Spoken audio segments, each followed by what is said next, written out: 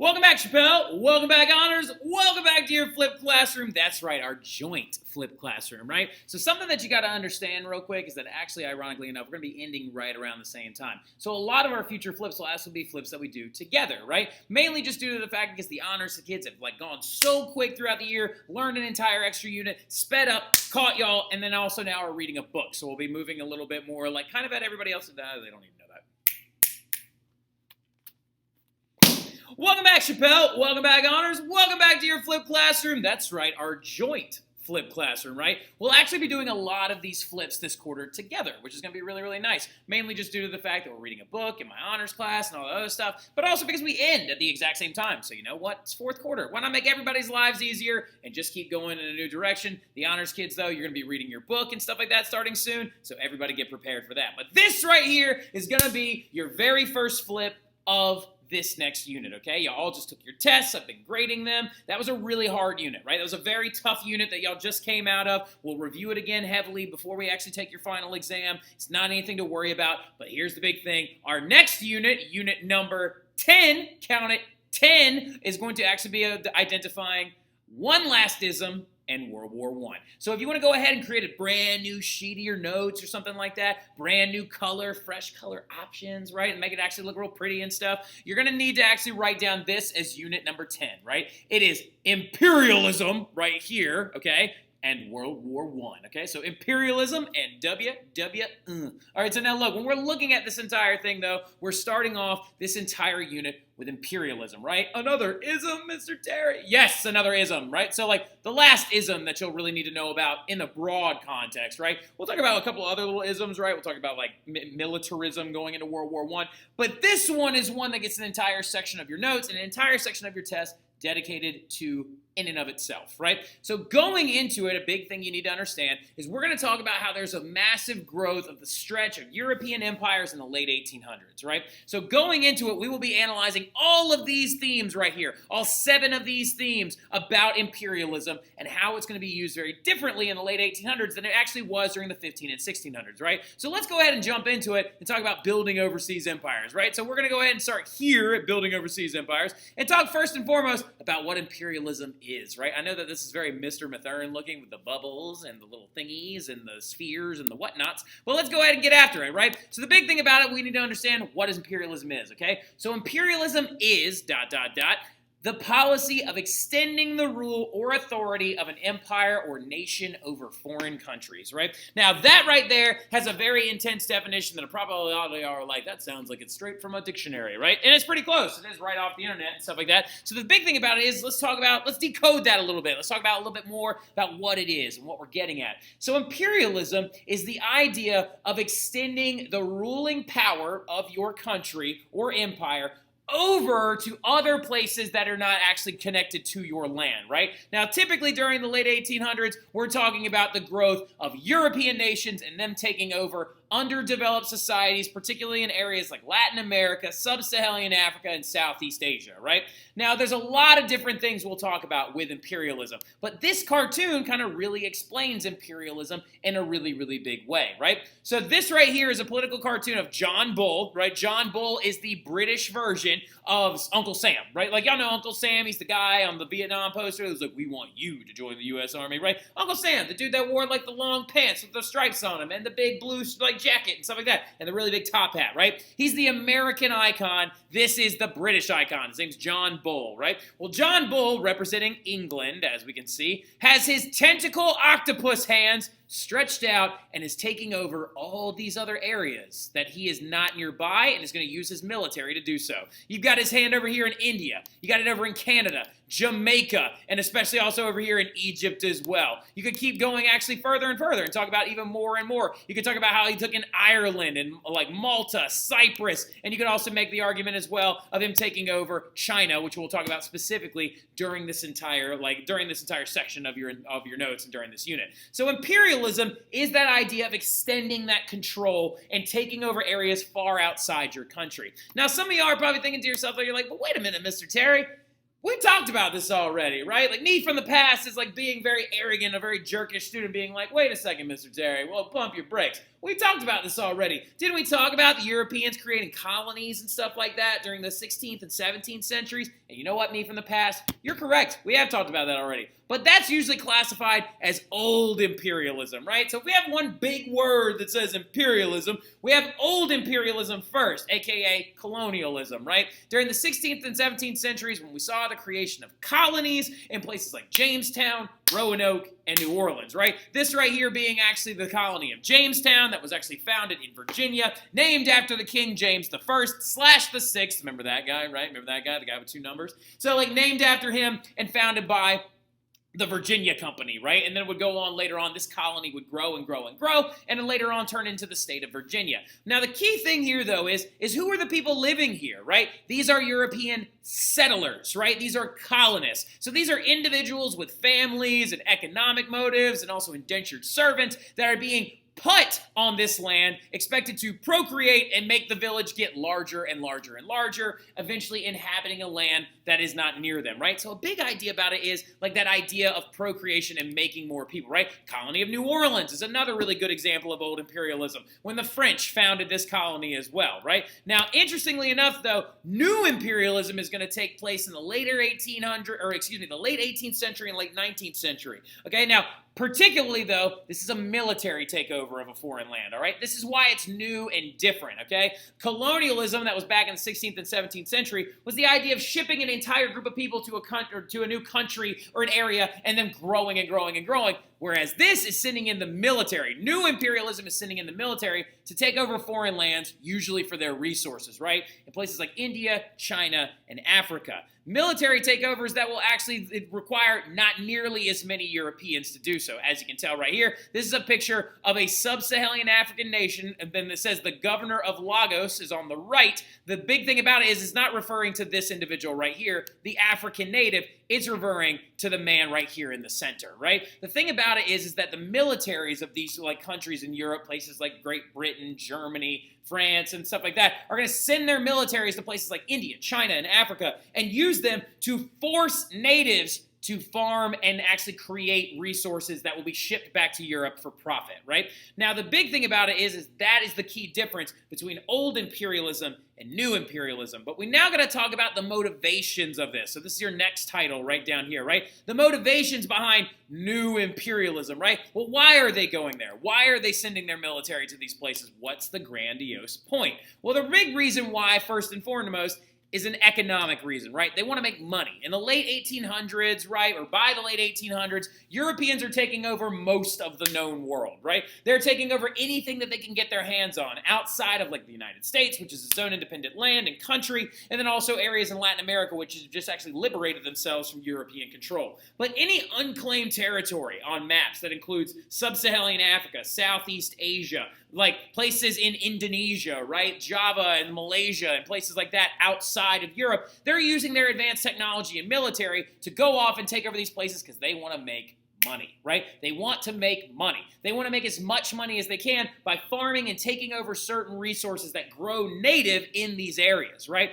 Now, funny enough, is this ironic? Yes, it is, because funny enough, y'all, European imperialism actually cost more money than it made, right? Now, they didn't realize this at the time because they saw themselves lining their own pockets, but the governments and also the people of Europe are actually going to lose out more than they're going to gain when they actually go off and do this. So they would have been better off if they just never did it in the first place, right? But really quickly, though, they're trying to make money, but making money off what, you might ask, right? Well, they're taking over these countries for their resources, okay? Because there's a lot of things that Europeans wanted during this time period that didn't exist in Europe, right? Examples of that include stuff like palm oil, right? Palm oil right here, which is actually harvested from palm trees in areas that are tropical and closer to the equator, actually produces an oil when you press these little like palm dates that come out of it, right? The oil actually was used to lubricate factory machines and keep them from burning out and seizing up. They also want petroleum, which is of course the stuff that we drill for nowadays out in the Gulf of Mexico. It's the black liquid fossil fuel that we bring out from up underneath the ground to make things like gasoline and jet fuel, right? When we put it in distilling towers. Rubber Rubber is another really, really big one. This is rubber actually coming from a rubber farm in Southeast Asia, because as you can see, rubber is actually a plant, right? Rubber in Southeast Asia grows on trees, and in sub-Saharan Africa, it grows in vines, right? And you actually drain the sap off of it, you get it into this like kind of liquid sappy paste, you like thin it all out, you heat it up a little bit to get some of the water out of it, it dries out as rubber, right? Cotton, iron, gold, copper, diamonds, all these other things though as well are going to be harvested from these areas that are outside of Europe. And really quickly though too, why is the military going to do this? Because the military is not the one going and harvesting it, it's forcing the people that already live there to do it, which is why imperialism is inherently evil and awful, right? It's absolutely terrible that the Europeans literally went over and were like, hey, we'd like to take you over, please. Thank you. Give us your stuff and go get it for us, right? The Americans did it as well. We did it in our history with the imperialism of Hawaii, right? So and we actually went there mainly to grow sugarcane and then also to harvest resources there as well. And that's why actually when you talk about this, next year in your U.S. history class, you'll talk about the U.S. imperialization of Hawaii, right? Now, that's the economic motivation behind it, but what about the nationalistic motivation behind it, right? Another big thing about it is it grew pride for their countries, right? Europeans took over countries because it was like a form of nationalism to them, right? Literally, there was these old sayings that used to go around that used to hype up all these European countries to make them feel good about themselves because they had actually taken over more country or taken over more land than their next door neighbors, right? For example, this right here is a book that came out in 1899 when imperialism is beginning to hit its peak, right? Because Africa had been completely taken over by Europeans by 1884, and Southeast Asia is more or less in the control of European hands by 1899. And this right here was a children's book written by a woman named Mrs. Ames, right? Mrs. Ames wrote this book called An ABC Book for Baby Patriots, right? And she is British because you can actually see the child sitting on a British flag right there. Now, the thing about it is baby patriots, this seems weird. Why are we trying to instill national pride in children, right? Well, remember, nationalism is growing extremely fast in the late 1800s. You could see it in the growth of new countries like Germany and Italy. You could also see it in the growth of the other countries as well when they began to actually take pride in themselves over their competitors, right? But the thing about it is this book, instead of being like A stands for apple and B stands for baby and C stands for I don't know, something that starts with a C. Now, the thing about it, though, is that instead C, in this sense, was C is for colonies. Rightly we boast that of all the great nations, Great Britain has the most.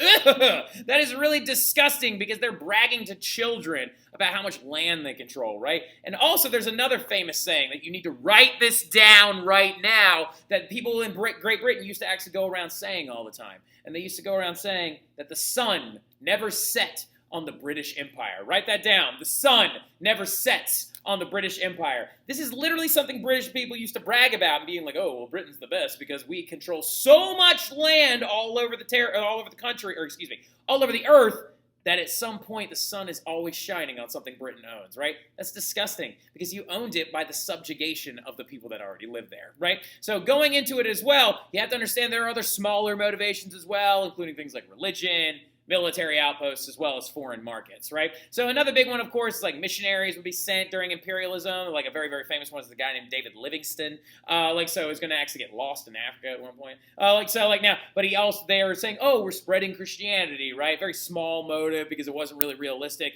Another big one as well is military outposts. And another one is foreign markets, right? Now, what I mean by foreign markets is oftentimes what's going to happen in places like India, the British would actually use Indian land to grow things, right, particularly cotton. And then they would actually bring the cotton back to Britain, process it into textiles, and then sell it back to the Indian people for profit, right? So actually opening up other markets was another big thing as well. Now, the next question we got to ask ourselves a little bit, though, is why now?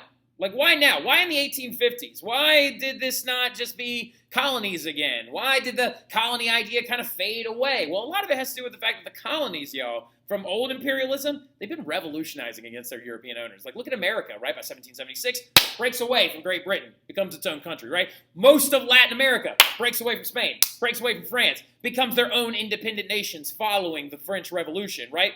But why now? Why is the 1850s this period of military imperialism, and why is it growing? Well, a lot of it, y'all, has to do with one key simple thing. I get it, 1850, why hadn't this been done earlier? A lot of it has to do with post-industrial technology, okay? This new technology that the Europeans have been inventing is going to give them abilities like they've never had before, not only to do this quickly, but also to do it in a disgustingly, violently efficient manner, right? In the sense of they were unstoppable because the technology that they had, they were taking over places like sub-Saharan Africa, which was still tribal societies, right? They were taking over areas like Southeast Asia, which had been scientifically advanced more than the Europeans for generations, but they just didn't devote their findings and their science and their love of learning to the growth of military technology quite like the Europeans did, because the Europeans are now making some new items that people have never seen before, including one famous one known as the Maxim gun, which came out in 1885. And now the Maxim gun, what it is, it was actually invented by a man by the name of Hiram Maxim, right? Hiram Maxim, a British inventor who actually in 1885 developed the very first automatic machine gun. And it looked like this, right? The Hiram Maxim gun, developed in Great Britain, could actually fire 200 rounds per minute. I'm going to say that again, 200 rounds per minute. And you just held the triggers down and literally it's going to keep firing it off, right? This is going to break away from old musket technology and breech loading rifles, and it makes this one man able to fire 200 bullets per minute. It takes one bullet to take a person or an animal down, and this one person can fire 200 rounds per minute. Most of the societies of people that they were taking over didn't even have guns. So imagine the Maxim gun being used against them, right? Another big thing about it as well is transportation has now evolved in the late 1800s and is giving the Europeans the ability to go further than they ever have, right? New things like steamboats, factories, machines, and modern medicine is going to give them the ability to go farther than they ever had. Steamboats now meant that you could actually travel without needing the use of weather or winds. You could actually load coal into a steam engine, and the steamboat or the steam engine would actually power the entire vessel for you, right? Look at, for example, if you want a good example of like the growth in technology, in the late 1800s, they're developing steamboats that look like this, right? That have paddles on the back of them or simple steam engines that propel them forward. This is actually on the Congo River in Africa that boat is being used on. But then also think about it like this, y'all. The Titanic went down in 1912, and we're talking about like the 1800s right here, very close together. The Titanic was a steam-powered cruise liner that could actually use steam power to travel over very great distances. So now Europeans can go further than they ever have before. Factories are also producing guns like this at a much more efficient rate than they ever have before. Machines, and also, but this is the kicker, modern medicine, known as quinine, is going to be massively different, right? Now, some of you are like, what's quinine? Quinine is a plant that comes from South America, right? And the Incans had actually known about this plant for thousands of years, right? And they made a medicine out of it that would help them actually stay alive and not cure a disease, but would rid you of the symptoms so you could live with it, right? And the disease that it would get rid of, write this down, is malaria, right? So like now, quinine was a liquid that is actually made of that plant. Now, interestingly enough, though, Europeans didn't know it existed up until the mid-1800s. And then literally a bunch of Dutch people found out about it when they actually took over a part of like a South American community. And literally they were like, oh yeah, there's this stuff that we actually take to avoid getting malaria or to actually treat it when we have it. It's called quinine. The Europeans took it, they took the plant, they went over into Southeast Asia, started planting it everywhere, and they made that medicine so they could survive malaria. But now you got to think, y'all, there are areas that the Europeans were never able to go to. The middle of Africa, because if they got malaria, they would die, right? So like to the interior areas of India, because if they got malaria, they would die, right? So other areas of Southeast Asia, because if they got malaria, they would die, right? Because this is the one disease the Europeans had no real immunity to, right? And malaria could easily kill them, okay? So the thing about it is, it's now that quinine medicine is around as of the 1850s, Europeans can go anywhere. And it's terrifying. That aspect is terrifying. And the very first area that we're going to talk about getting imperialized is the imperialization of China by the British, right? The British are going to go to China, and we're going to have to rewind all the way back to the 1790s before we talk about this, because we're going to have to talk about how Britain ain't got no money, right? Like, so Britain in the 1790s has no money because of the wars, the American Revolution. They feel like this, right? Britain got no money. They broke his joke. This is Mr. Terry on a payday, too, where I'm just like, now look, China, though, is not broke. China is booming, right? They have economic isolation, porcelain, teas, silk, the Canton system. But go ahead and write all this down. We're going to go into more depth with it when I see y'all back in class, okay? But y'all have a really good one. I know y'all are going to do great on this test. I'll go ahead and get those things graded, and I'll have them up by the end of the week. But y'all have a good one, all right?